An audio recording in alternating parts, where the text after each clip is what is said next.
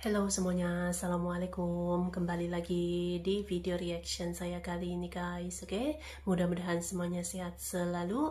Nah, kali ini saya mau tengok video tentang ini ya. Di Amerika, Menteri Pertanian Indonesia Bapak Amran Sulaiman tak mahu dibohongi, diam-diam lihat pertanian di sana dan ternyata mobil rongsokan dijadikan pompa. Langsung dicek ya sama Menteri Pertanian Indonesia nih ketika berada di Amerika gitu kan. Berarti tuh teknologi di Indonesia tuh memang lebih baik gitu ya. So, jangan lama-lama lagi, mari sama tengok video ini. Let's go.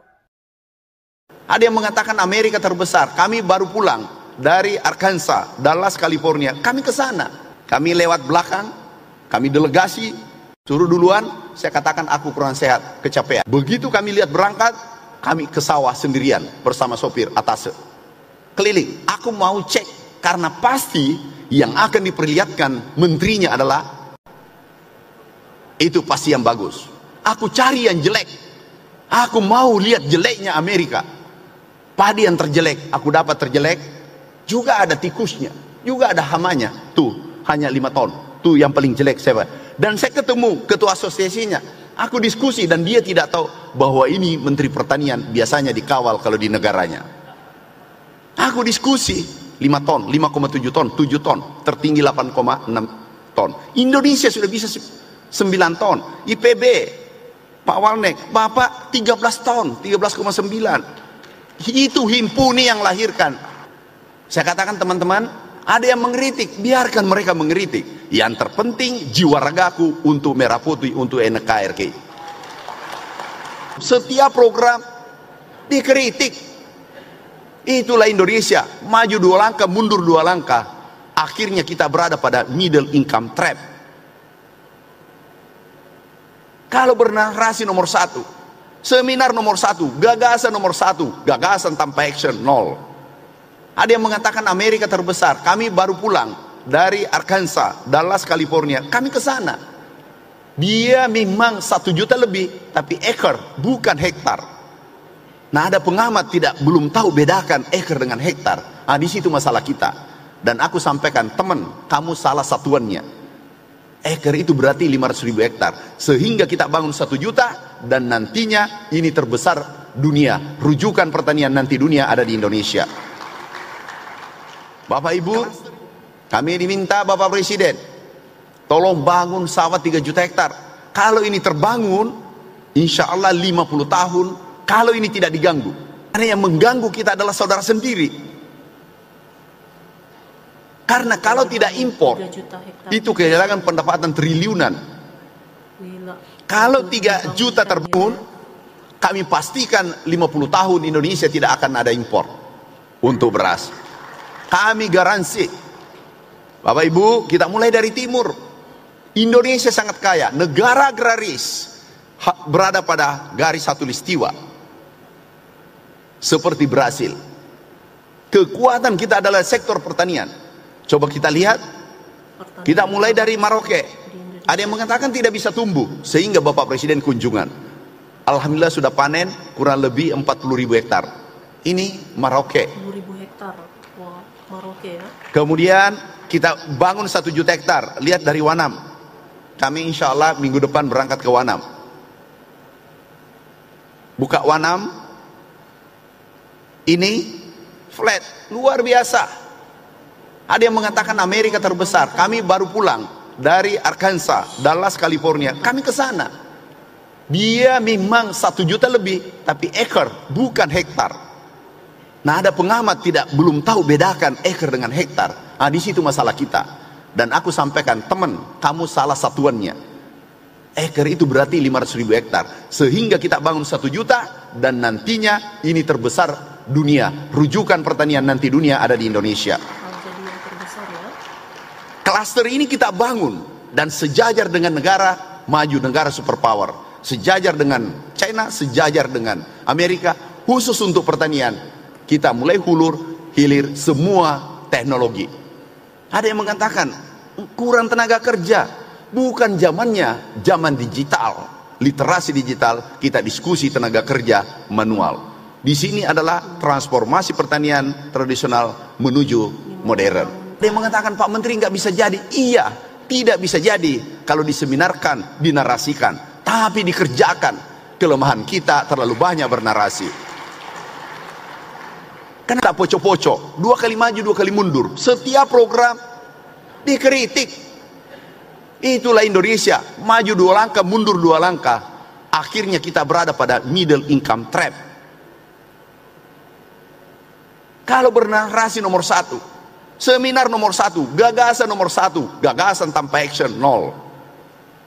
Gagasan action, itu belum tentu berhasil. Harus persisten, harus continue, harus bergerak, tidak boleh berhenti.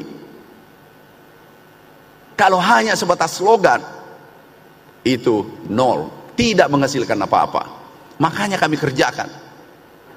Saya katakan teman-teman, ada yang mengkritik, biarkan mereka mengkritik. Yang terpenting jiwa ragaku untuk Merah Putih, untuk NKRI. Bapak Ibu sekalian, kita lihat tadi pertanian modern kami gagas. Kami dari China, kami dari Vietnam, kami dari Brazil, kami ke Amerika, ke Arkansas, kami ketemu di sana, kami diskusi. Dia tidak lebih hebat daripada kita. Hanya self confidence kita, percaya diri kita rendah. Kami ada yang menarik, kami kunjungan karena banyak mengatakan dia lebih baik daripada kita. Saya datang ke sana, kami lewat belakang, kami delegasi, suruh duluan, saya katakan aku kurang sehat, kecapean, belakangan.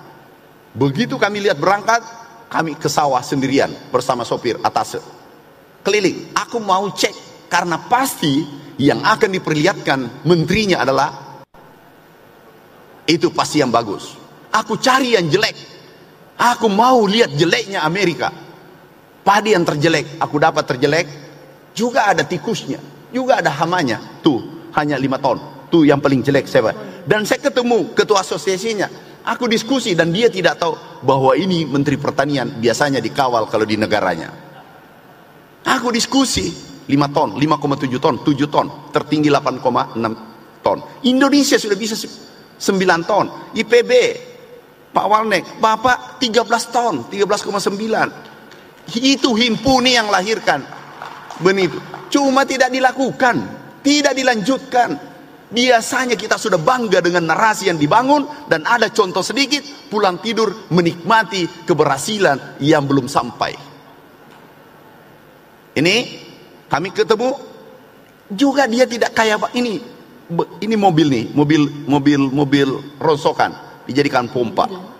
Kita dilarang pompa Begawan Solo, tapi Sungai Mississippi dan Sungai Arkansas pompa naik. Ini ada ketidakadilan di dunia.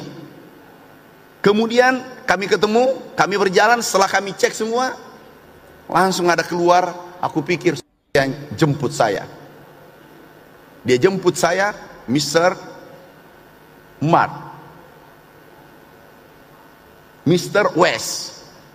Siapa dia? Dia bawa mobil sendiri, dia jemput saya, karena saya masuk acak-acak kebunnya, pertaniannya. Dicari menteri tidak ada di tengah kebun. Saya dijemput, setir mobil, aku pikir sopir yang datang. Ternyata dia Menteri Pertanian, Secretary of Agriculture. Saya dijemput dan dia setir keliling, satu kebanggaan anak desa menembus Amerika, dan di sopirnya adalah pemimpin pertanian Arkansas. Jangan kita rendah hati.